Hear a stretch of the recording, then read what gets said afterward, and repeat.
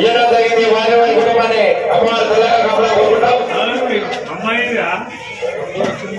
మల్లయ్య జగన్నాథపురం వాస్తవ్యంలో స్వామి వారికి 100 రూపాయలు వారి వారి కుటుంబాన్ని అమ్మవారు తెల్లగా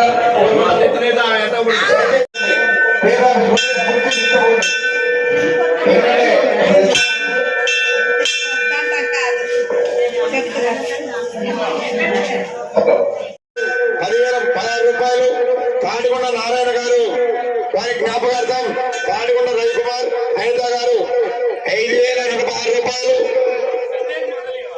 అదేవిధంగా పుట్ట వెంకన్న వెంకటమ్మ 5,000.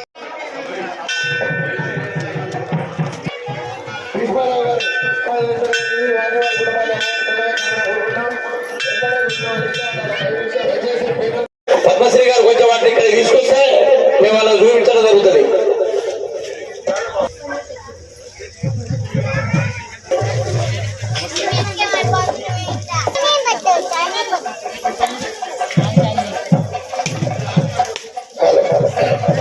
అమ్మవారికి ముందు కట్టి తీసిన చెట్లు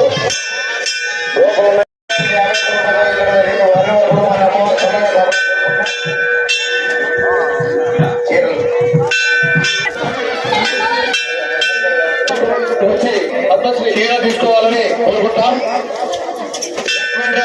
నల్లబడ్డ ఆశయాలు 116 రూపాయలు.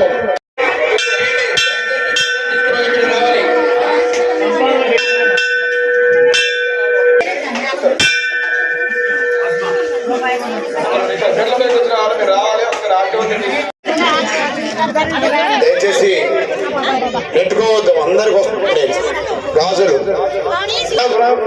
ఈ రోజు సాయంత్రం వేణుగోపాలపురం గ్రామం అమ్మవారి ఊరేగింపు కార్యక్రమం జరుగుతుంది అంగరంగ వైభవంగా డీజేతో.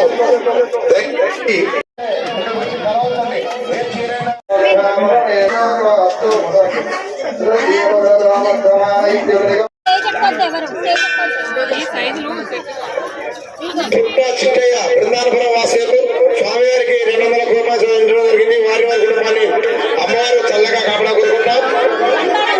మావిడి వెంకన్న బృందానపురం వాసులు స్వామివారికి 700 రూపాయలు ఇవ్వడం జరిగింది. వారి వారి కుటుంబాన్ని అమ్మవారు చల్లగా కాపలా కోరుకుంటాం.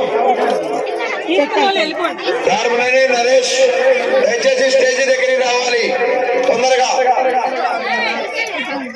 బడిపల్లి వెంకన్న స్వామివారికి 50 రూపాయలు ఇవ్వడం జరిగింది. వారి వారి కుటుంబాన్ని అమ్మవారు చల్లగా కాపలా కోరుకుంటాం. విజయలక్ష్మి కోలపం 50 కేజీల బియ్యం. వెంకటేశ్వర్లు చంద్రకళ 50 కేజీల బియ్యం. ఉల్లెపల్లి సాలయ బృందానపురం వసూలు 10 కేజీల బియ్యం. ఉల్లపల్లి వెంకటరెడ్డి పద్మ గారు 10 కేజీల బియ్యం. వేలుపుల వెంకటేశ్వరుడు తండ్రి రామయ్య గారు ఇక్కడ అన్నదానానికి పేరు తెప్పించడం జరిగింది.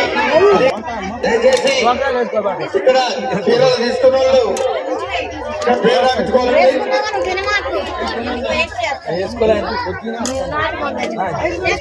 అందరూ అన్నదాన కార్యక్రమంలో పాల్గొనాలి. దయచేసి సాంబారు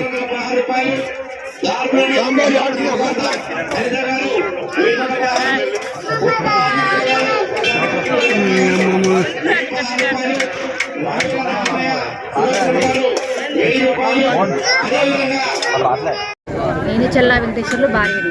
నా పేరు ధనలక్ష్మి. మా ఊర్లో తిరుపతమ్మ గుడి కట్టడం వల్ల మాకు మంచి కలిగింది.